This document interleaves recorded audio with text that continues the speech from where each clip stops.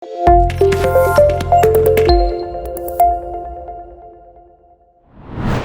be healthy together bersama Kawan Sehat, channel podcast Rumah Sakit Daerah Gunung Jati, Kota Cirebon.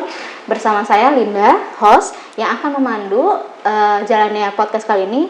Yang hari ini bakal ngobrol bareng dengan dokter spesialis bedah torak kardiak vaskuler, salah satu pelayanan baru di Rumah Sakit Daerah Gunung Jati, Kota Cirebon, yaitu Dr. Paleno Widaryo, Magister Kedokteran Klinik, spesialis bedah torak kardiak vaskuler.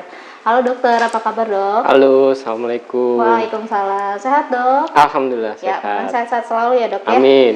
Ya dokter, di sini kita akan membahas dok tentang bahasan kali ini tentang diabetic foot atau mungkin nama lainnya kaki diabetes. Ya, kaki diabetes.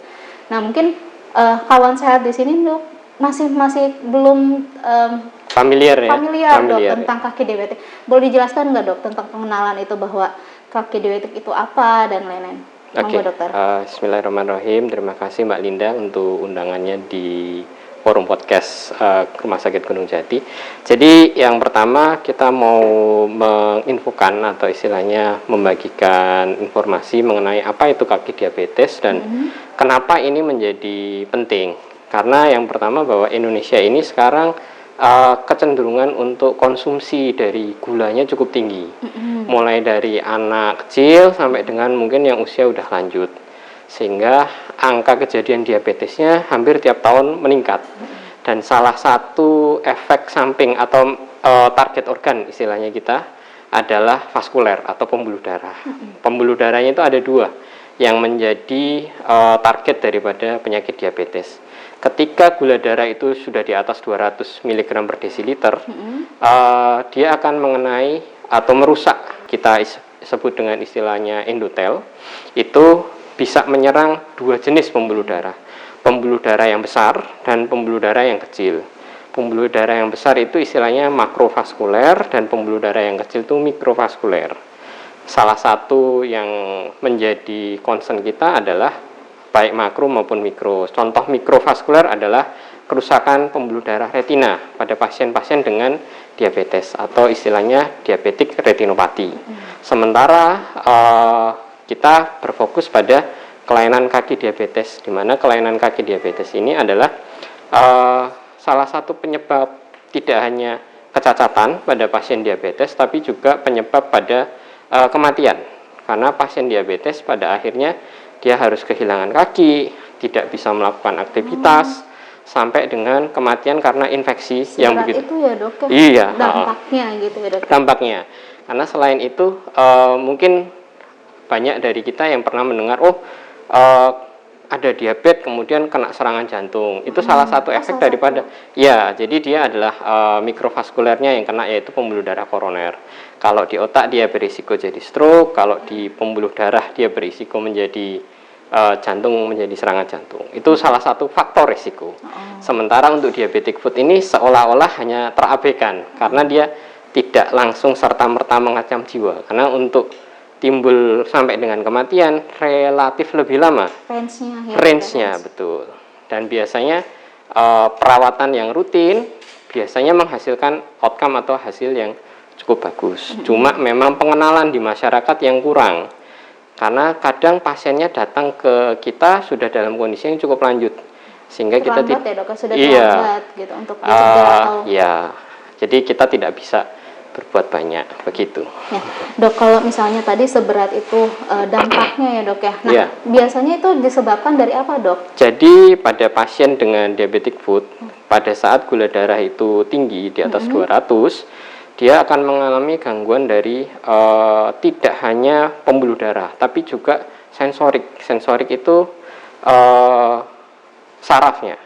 Sehingga karena sarafnya juga terganggu, ada pasien dengan diabetic foot yang dia tidak merasa kena tusuk duri atau kena benda tajam, atau yang sering itu kalau katakanlah sudah terdiagnosis diabetic foot, kemudian dikasih tahu rekan atau tetangga, udah biar gula darahnya normal, jalan pagi tidak pakai alas kaki, padahal dia sudah mengalami neuropati, sehingga dia tidak terasa.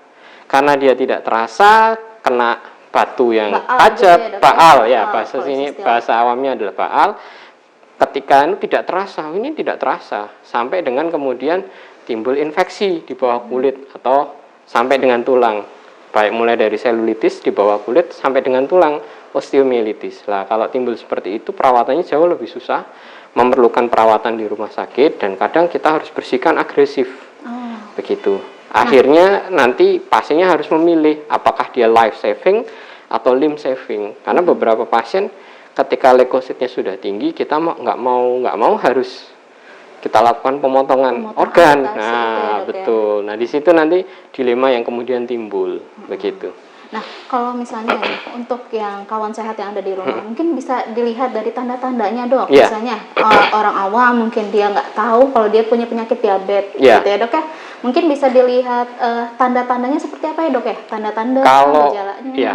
Kalau untuk yang sudah mengetahui apakah dia sudah terdiagnosis ya oleh dokter-dokter penyakit dalam atau mungkin rekan-rekan di vaskes primer adalah menghindari paling tidak pakai alas kaki yang lembut atau alas kaki yang empuk ya, yang pertama. Yang kedua, menghindari makanan yang akan menaikkan gula darah. Karena semakin tinggi gula darah, kemungkinan dia untuk baal lebih besar.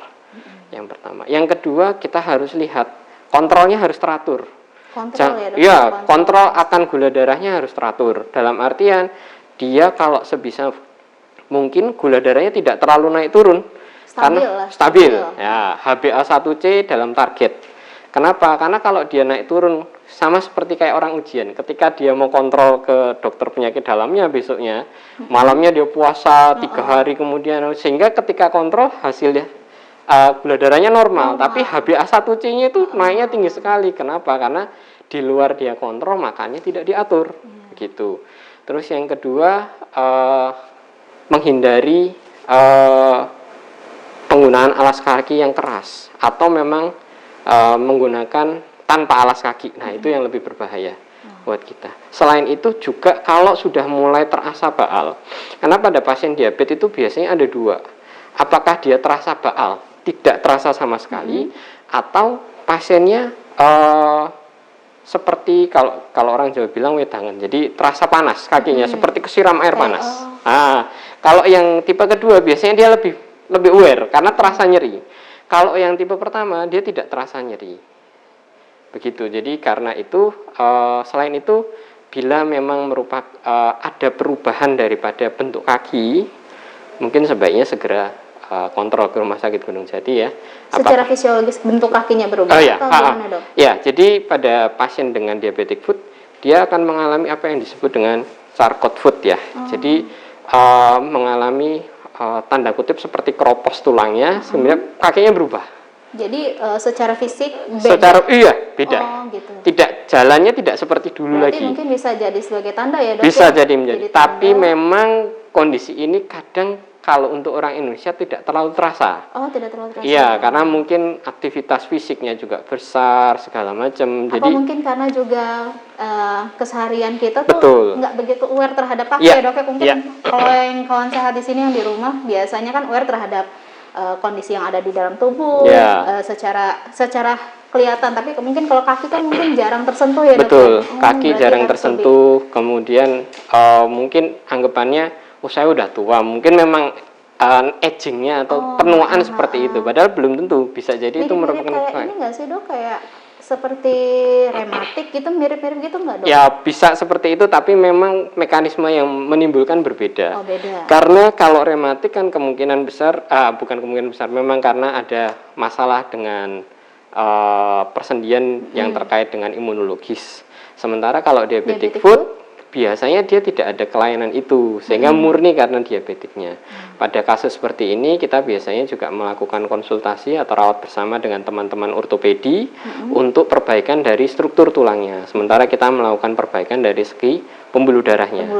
Dan leadernya adalah teman-teman penyakit dalam sebagai untuk menjaga daripada gula darahnya supaya tidak naik turun. Berarti kalau disimpulkan diabetic foot ini merupakan ada komplikasi ya, Dok ya? Ya, akhirnya jatuhnya komplikasi dari diabetes itu sendiri ya, Dok ya. Jadi mungkin yang orang awam yang ada di rumah, kawan sehat yang ada di rumah mungkin baru mengenal bahwa komplikasi dari diabetes itu mungkin dari jantung ya dok, Iya, betul. mungkin bisa dari ginjal, Iya. ginjal, mata, tapi ini mata. juga bisa ke arah kaki ya dok ya, diabetic Iya, foot betul. ini. Oke. Jadi memang jahat sekali diabetes itu ya. Siap, benar-benar dok. Iya. Nah untuk perawatannya dok, Iya. jadi kadang kalau misalnya beliau sudah tahu, misalnya si pasien yang merasakan adanya perbedaan terhadap struktur kaki, atau juga mungkin ngerasa bahwa diabetesnya itu tinggi dan lain, dan dia langsung konsul ke rumah sakit, itu perawatannya seperti apa dok yang disarankan? Jadi kita akan lihat dulu sampai seberapa jauh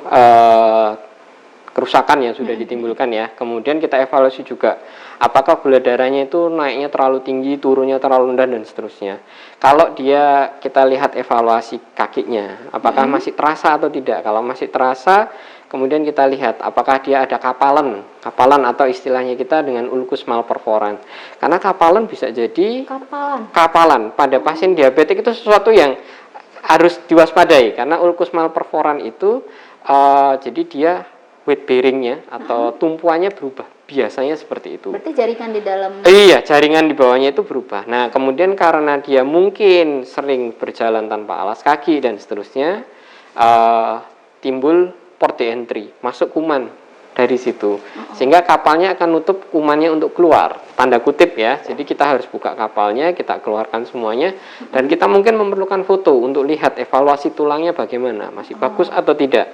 Apakah ada gangguan, yang paling mungkin adalah gangguan dari pembuluh darah di dalam kaki. Makanya kita lakukan ABI, ankle brachial index measurement. Jadi kita bandingkan pembuluh darah tekanan tensi atas dibandingkan dengan tekanan tensi di kaki, apakah ada masalah atau tidak. Sampai kalau memang ada pembuntuan, saturasi tidak keluar, kita harus melakukan mungkin balloning atau bypass. Mungkin kedepannya kita bisa sampai segitunya ya. Dok, iya. Jadi memang kompleks ya dok ya. Kompleks sekali. Jadi mungkin dari kawan sehat yang ada di rumah, mulai dari sekarang ya dok ya, mulai dari sekarang lebih aware terhadap kesehatan kakinya juga kita cek. Nah mungkin kalau melihat dari pencegahan tadi ya dok ya, pencegahan. Ada yang bilang katanya jangan pakai alas kaki atau sepatu yang terlalu sempit kayak gitu. Betul. Itu juga termasuk salah satu ini ya. Alas kaki yang terlalu sempit, atau kemudian alat kakinya mungkin cukup besar, cuma solnya itu keras. Nah, kemudian kita harus juga bahwa kita harus lihat, ada beberapa pasien yang datang ke poli kami, pasiennya tidak ada diabetes, tapi ternyata keluhannya adalah dari pembuluh darah vena, karena sering dia bekerja di kaki atau tempat yang lembab sehingga kena air terus, seperti persawahan atau apa. Nah, ada juga yang ini bersamaan dengan diabetes, bersamaan dengan penyakit vena, itu jauh lebih susah nanti. Iya, makanya kita harus lihat Bapak kerja di mana, kita tanya seperti itu. Karena kita harus, yang sebenarnya bisa dilakukan kalau untuk pencegahan adalah memodifikasi. Memodifikasi apa? Memodifikasi gaya hidup, perilaku, dan seterusnya. Oh, bapaknya tidak suka pakai sepatu yang longgar, kita modifikasi pakai sepatu yang longgar atau pakai alas kaki yang empuk, nyaman. Terus kemudian higiene, kadang datang juga dengan higiene sanitasi yang jelek gitu. Apakah mungkin setelah selesai mungkin kerja dari sawah atau apa, tidak pakai alas kaki. Kalau ya mungkin kita harus, kalau memang tidak memungkinkan pakai alas kaki, ya cuci sesering mungkin gitu. Berarti untuk kawan sehat di sini mungkin ke depan untuk harus lebih aware ya dok ya, harus lebih aware terhadap kesehatan, terutama bagi yang sudah menderita penyakit diabetes ya dok ya, agar tetap rutin mengontrol gula darahnya agar terhindar dari komplikasi dari diabetes yang salah satunya adalah diabetic foot ini ya dok ya. Waduh, makasih banyak dokter atas penjelasan tentang diabetic foot. Nah, bagi kawan sehat, bagi Anda yang ingin memeriksakan keluhannya terkait dengan diabetic foot yang tadi telah dijelaskan oleh Dr. Paleno, dapat bertemu langsung dengan Dr. Paleno, spesialis bedah torak kardiak vaskuler di klinik bedah torak kardiak vaskuler ya dok ya, Rumah Sakit Daerah Gunung Jati Kota Cirebon, Jalan Kesambi nomor 56 Cirebon. Baik, dan dokter terima kasih telah hadir di studio podcast Kawan Sehat. Terima kasih telah memberikan ilmu ya dok bagi kita semua. Semoga ini menjadi menjadi ilmu bagi kita, agar kita lebih aware terhadap kesehatan ya dok ya. Terima kasih banyak dokter. Terima kasih. Dan Jangan lupa follow akun Instagram kami di @rsd_gunungjati dan serta subscribe channel YouTube kami di RSD Gunung Jati Cirebon.